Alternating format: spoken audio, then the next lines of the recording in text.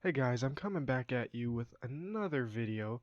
This time, we have a story or stories from Twitter, and this one's gonna be a doozy.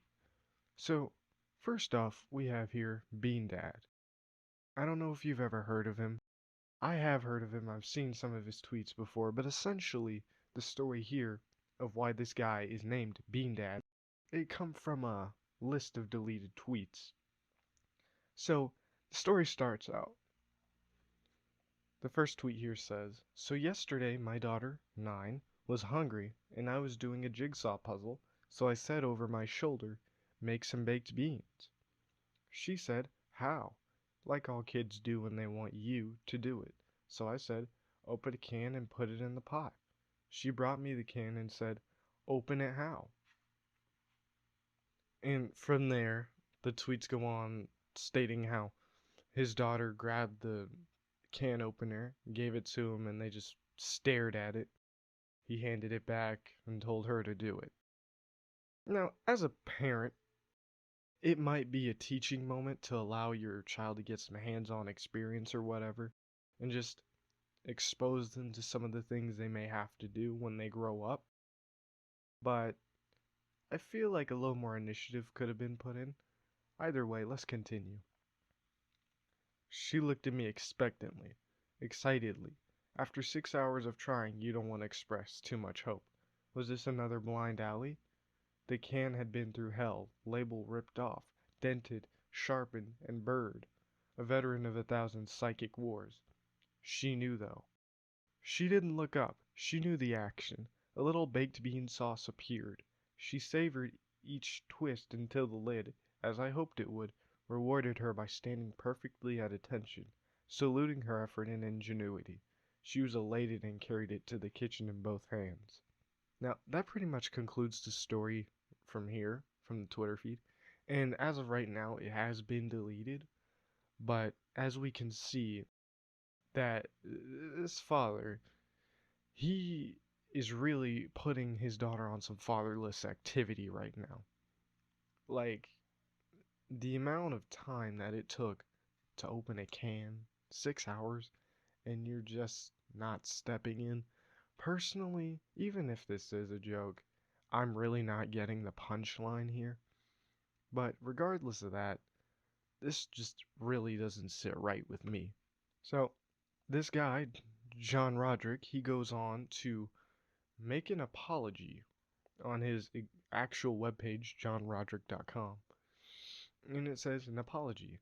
I deactivated my Twister yesterday in a panic. I had to reflect on what I've done and the hurt I'd caused, and my mind was clouded by an unprecedented flow of new information. I want to acknowledge and make amends for the injuries I caused. I have many things to atone for. My parenting stories and sensitivity, and the legacy of hurtful language in my past, are both profound failures. As I do not know this guy, apart from this story, I don't know what profound language he's talking, or hurtful language he's talking about, profound failures. I'm not really aware of any of that. But he goes on to say, my story about my daughter and the can of beans was poorly told. I didn't share how much we were laughing while we were doing, how we had a bowl of pistachios between us all day as we worked on the problem, or that we'd both had a full breakfast together a few hours before. Her mother was in the room with us all day, and alternately laughing at us and telling us to be quiet while she worked on her laptop. We all took turns on the jigsaw puzzle. So, this right here adds a lot more to the story that we didn't previously pick up. He's now saying that he was telling a joke, and he told it in a poor manner that made us think he was an asshole. And while that may be the issue here, he also says, he also continues to say, they had a full breakfast together, so his daughter obviously wasn't hungry.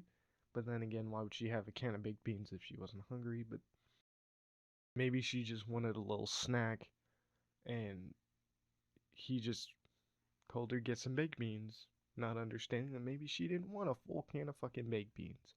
It also says that the mother was involved, taking turns laughing at him and telling him to be quiet so she could work. So obviously, we can see it's good, light-hearted fun here. I honestly am leaning more towards this being a just poorly written joke on John's behalf, but at the same time, you should kinda understand that joking about your daughter starving for 6 hours really isn't the best kind of joke to be told. After this story came out, people on Twitter labeled him as Twitter's main character. But now we have a second contender called Twitter's main character 2, The Revenge. This next story is about Burning Mom, who burns her child's Pokemon cards when he doesn't do quote unquote basic stuff.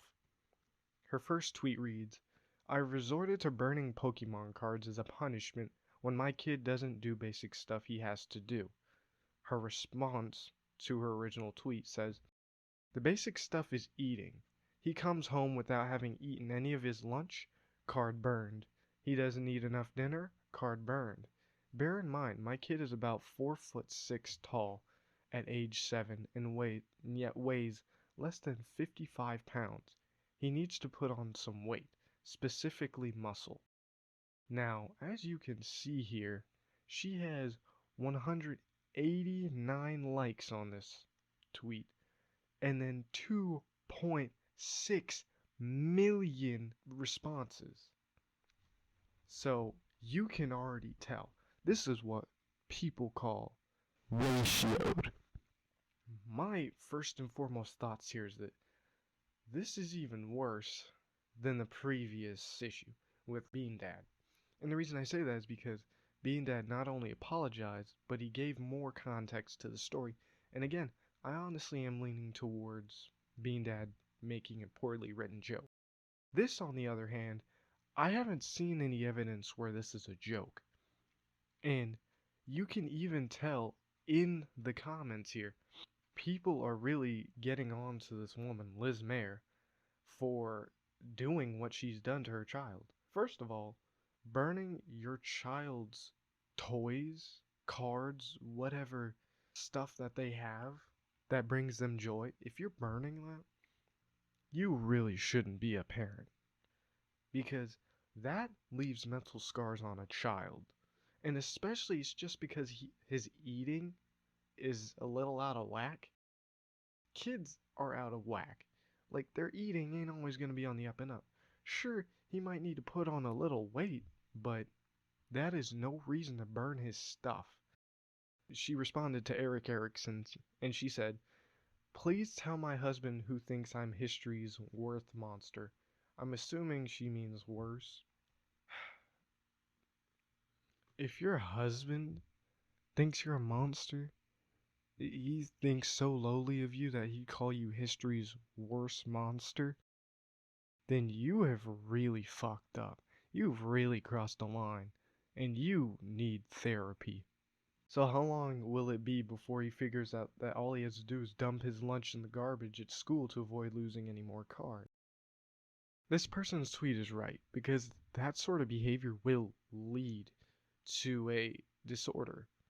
And not only that, she's going to be wondering years down the line what she could have done to prevent this disorder and how it even got there in the first place. See, kids aren't as dumb as people think they are. They'll find loopholes if they really want something. And this kid is going to do just that. And I'm just really hoping that this mom quits the shit before she irreversibly damages her child. Mentally and maybe even physically at this point. This is disgusting behavior, and that's all I need to say. That's all I need to say. I really hope you enjoyed today's video despite the fuckfest we just previewed. Leave a like, comment, subscribe if you're so inclined. Just let me know what you thought about this disgusting behavior. And sorry it got so dark, but just let me know what y'all think. And I hope y'all have a good day.